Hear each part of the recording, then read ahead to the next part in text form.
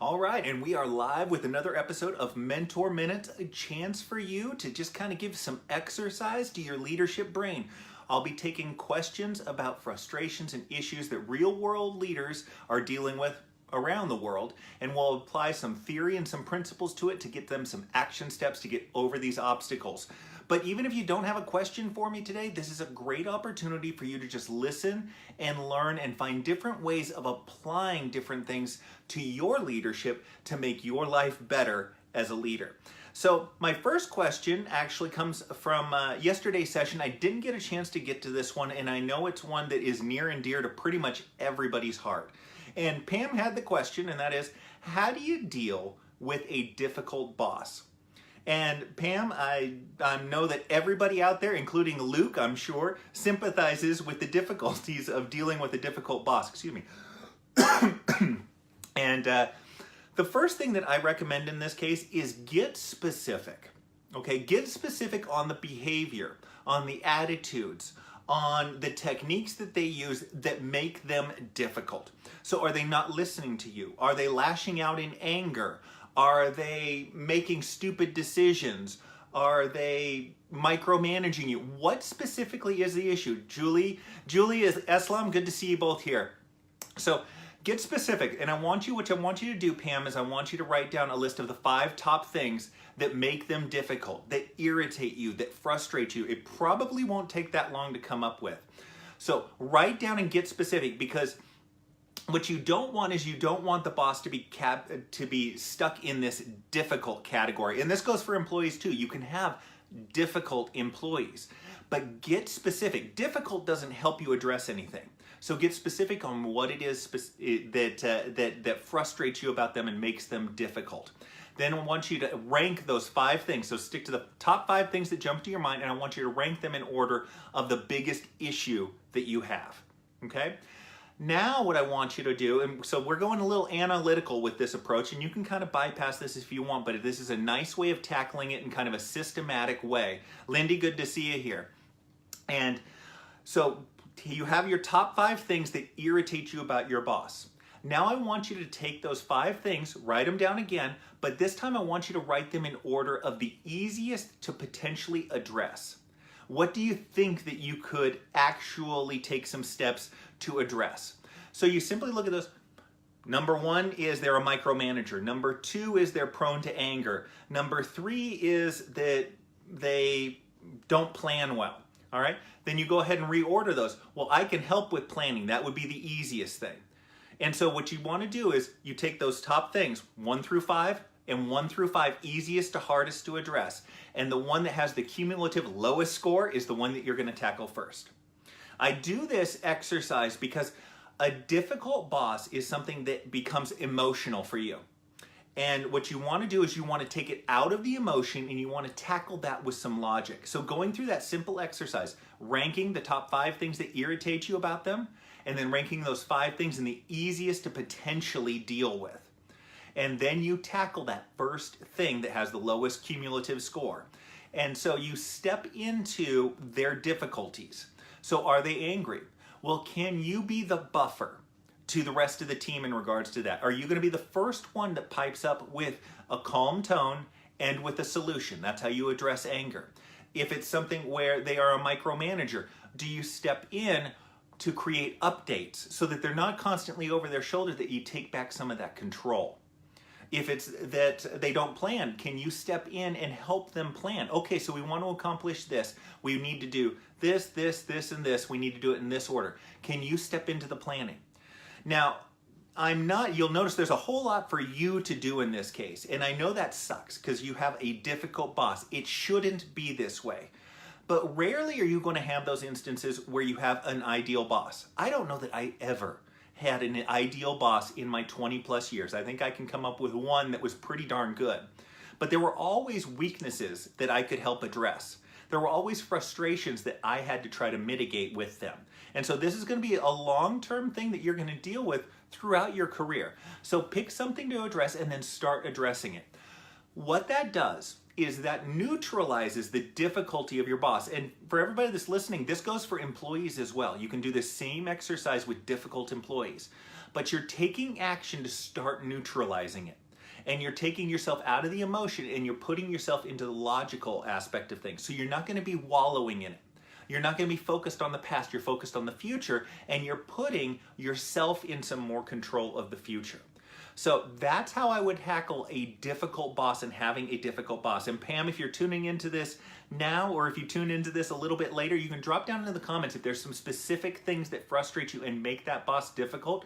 Let me know, and we'll start working through some ways that you can look to address that. And maybe that helps you fill out that second column of easiest to hardest to address. So I hope that helps you out, Pam. Luke, good to see you here, and I'm glad you got a question. Eva and James, we're firing away with some questions. I did want to throw out a realization that I had yesterday. I was speaking to one of my coaching clients, and we were working through some issues that he had with the organization in as far as information is concerned. His concern was, and it happened in a bunch of exit interviews that he did, that the employees felt that there was too much information. It was information overload, and it became stressful and difficult to manage. And so him and I were kind of trying to work through some ways to address that. And finally I came to the realization we weren't coming up with any really solid ideas. And you hear me a lot talk about engaging your employees in your problems. And one of the reasons for that is I believe that there are more solutions out there. But the reason that I finally came up to that with him was because we weren't coming up with any solutions. I didn't have any great ideas on how to address it. It's difficult outside the organization. I'll give myself a little bit of a pass on that one to figure out what the details are. But my advice was, let's engage the employees. Ask them, hey, we've got some feedback that we have information overload. It's tough to manage this information. So I'd like to know, what are your frustrations? What are the ideas that you've had? And start kicking it out to the team and seeing what we can create there, what ideas might come up and what might be put into place. So it isn't just an engagement of your team for ideas that you might already have. It's also in a case where you don't feel like you have any great ideas, you haven't found the solution that you're really looking for, then go ahead, reach out to your team and see if they have some of those solutions that get you on the path to the inevitable solution. That can be absolutely huge. Janine, so good to see you here. I know I go a little bit later in the afternoon here at Pacific Standard Time, and I catch those people over in Australia. Luke has the question, how do you address communication with your boss? First, you ask for it. As with so many things, you get what you ask for. And so, Luke, I would recommend that if they won't have one-on-one meetings with you, maybe you schedule a meeting once a month with your boss to go over things, once every 2 weeks. Maybe you offer a lunch, so it's even a little bit more casual. If they're stressed for time, that's a great way. Hey, you've got to eat anyway, so let's go ahead and eat and talk things through. But go ahead and look to try to schedule, create a little bit of a structure. Now, if your boss is housed within the same building, then you can do the same thing that I recommend to you as far as a leader, and that is managing by walking around. Walk in and pop into their office. Hey, how's it going? I just wanted to let you know this is what was happening today, if there was something to talk about. And then ask them, is there anything you need help with from me? Is there any projects or anything else? So you offer some help. They're getting something out of that interaction. Okay? That's so much of it. So set up a structure, set up the casual, ad hoc ones. But again, focus on what the boss cares about too. So what is it that their boss is all on their case about? What is it? Sales? Is it customer service? Is it processes? Is it getting something new across the finish line? That sort of thing. Talk about what they want to talk about. That's going to be huge as far as getting them to continue communicating. And when you start that dialogue, so you start there, you start with them, and then eventually, as weeks go on, you can start asking for that information that perhaps you're looking for from them. So set up a structure, find a way to do some ad hoc stuff where you are asking if you can help them with anything. Get clear on what matters to them, focus the conversations around those things, and then after those things are in place, then you start asking them questions that you want the answers to. So start with them, start addressing their needs, helping them, talking about their things, and once you create that dialogue with them, then it's easier to insert the couple of questions that you want to ask them about or the ideas that you want to try to get across the finish line. Hope that helps, Luke. Let me know if it doesn't or if you want a little bit more on that. Eva has the question that is, should you be friends with coworkers at the same level as you? Yes. I actually am a fan of being friends with your employees as well. I see no issue with that whatsoever. The only issue that comes up, and we dealt with this yesterday as far as dating is concerned, is there needs to be a clear separation between friendship and work relationship. And both parties need to be able to manage that. I might go out to, a group dinner celebrating somebody's birthday with with the employees. It might be employee's birthday and I show up and there's a bunch of employees there. However, I might still write that birthday employee up the next day. And you both have to be okay with that. If they are not okay with it, then you can't be friends with them. And it goes for coworkers as well. If they're expecting some sort of special treatment because you guys are friends, that you're going to help their department out or something like that, then that's not a relationship that you can have. So I have zero problem being friends. We're all connected more socially nowadays, and so there's a lot more transparency around that, but you have to be able to manage that relationship. Now, in many cases, you aren't willing to manage that relationship. It feels uncomfortable for you, in which case you shouldn't be friends with employees, with coworkers, with your boss, whatever it happens to be. It's an extra level of management and an extra level of, I want to say, emotional detachment, shall we say, that you need to be able to manage. And if you can't, then that's fine. Then you just can't. You need to understand that that's a restriction that you have. So I am a big fan of more friendship in the workplace. I think that's something that creates better communication. You'll hear me talk about it tomorrow. We'll be talking about the book Radical Candor by Kim Scott, and she talks about caring about your employees, and that's a way of keeping that communication up. But you do have to have that firm line that is drawn that both of you are comfortable with. James has the next question, and it is, what do you do if your boss asks the rest of your peer group to find some dirt on you to use against you? James, here's the quick response. Get your resume in order and start looking for a new job. That's not a boss that you're going to be interested in working for. They're outgunning for you, but quite frankly, I would almost tell all of your peers to look for other jobs as well. Because if the boss is willing to undermine everybody's trust in one another, which is exactly what just happened there, then that's not a boss that you're going to be able to grow with. Now, the caveat to that is always the two reasons that I say to leave a job are if you don't have any upward mobility and if you're not learning anything. Okay? If you don't have any upward mobility but you're learning a ton, then that's fine, that you can keep that job. All right, and that might be a case where you're learning a ton, so you might, hesitate with that. But clearly you don't have any upward mobility, and this is not the sort of leader that you're going to want to be working under. And quite frankly, I would be concerned about what you might learn underneath them, about how to be a manager and how to be a leader in the long term. So not advice that I like to give, and I'm sorry you find yourself in that spot. But I would look at the job boards today. I'd start prepping your resume. And as far as resume advice is concerned, I always say, yes, reference your responsibilities, but really the focus should be on your accomplishments. Because there's been a ton of people that have had your role and have had your same responsibilities. I want to know, as somebody who's hiring you, why you were the best that's ever had that role. So focus on your accomplishments, not just your responsibilities in a particular role. So that's my quick advice as far as a resume is concerned. But yes, that's a situation I'd look to extract yourself from immediately. Also, it is a test for you, and everybody that's listening to this. This is the importance of doing the right thing consistently and understanding the reasons why you do what you do in your day in, day out decisions as a leader.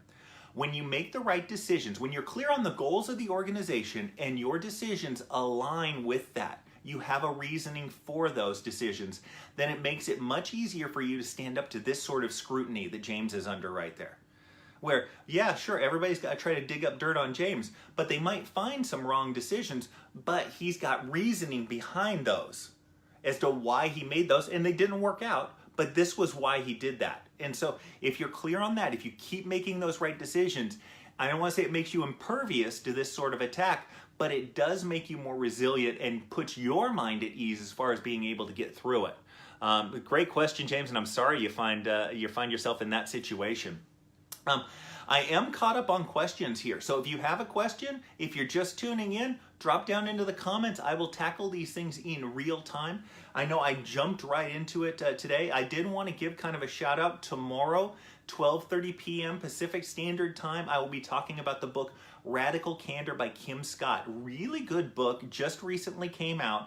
So I'll be going over the highlights and the things that jumped out at me throughout the book that I think you can apply in your leadership. So 12:30 p.m. tomorrow, definitely tune in. Even if you haven't read the book, you'll be able to get a lot out of the discussion, a lot of the, kind of the clip notes on some of these points that she had in her book. And it's going to be one that I'm going to recommend that you still pick up and read even after our discussion, because there is a lot in that book. So anybody that's got any questions out there, go ahead, drop down into the comment section, and we'll deal with those. The other thing that I wanted to talk about, and it kind of gets into James's discussion about moving on from the organization. I also have a client that I spoke with yesterday whose boss's boss has basically made it clear that she's not director material, the next step up the ladder. And in this particular case, what is happening is she is getting a lot of projects. She's getting recognized by other leaders within the organization and getting tapped for special projects within the large company, Fortune 500 company that she works for. So she's getting those opportunities. So she does not have immediate career advancement opportunities, but she is going to have some lateral opportunities. So in that particular case, the recommendation, what we kind of came to, was that she's going to stick around for at least a year, work these things, keep getting that skill set, building up her skills. Either an opportunity is going to present itself within her organization, or there's going to be a time limit to it. So when you give your employer a chance to provide the opportunity for you, what I always recommend is that you set a specific time limit for that opportunity. Because what happens, and we've all seen this, either you've experienced it, I know I have, or you've seen other people that have experienced it, where it's, in your next, quarterly review, we'll look at that opportunity and look to get you some career advancement. And then that 3 months comes out, and you know what, this isn't the right time for the organization, we're really busy with this, let's wait till next quarter. And then the next quarter comes along, and so it keeps dragging out. And so set a firm time frame for when you are going to look elsewhere. It may be that it takes you getting a job and putting in your 2 weeks notice for them to see that they can't lose you and for them to give you that advancement opportunity. Or if they don't, then you at least have the opportunity elsewhere and you can decide between the roles. One of those things is you can look for opportunities. You can interview for jobs. You can get job offers, and you don't necessarily need to take those, but you can see what's out there. You can keep things fresh, and so you have more opportunities, and you have more you have more information with which to make a good decision down the road. So that's kind of my 2 cents. You know what? Today is going to be a short episode. That's good. We've tackled a bunch of stuff earlier this week, so I'm pleased with that. If you do have any other questions, drop down into the comment section. I will tackle them in the next episode of Mentor Minutes. Or if you need something that needs to be anonymous, you've got some people that watch this as well, or follow me on Facebook, then go ahead, email me, cm@cameronmorsey.com, or reach out directly through direct messaging on Facebook, and I will keep you anonymous and then address it in the next episode. But thrilled to see everybody here, and I will talk to you all on the next episode. Take care. Bye-bye.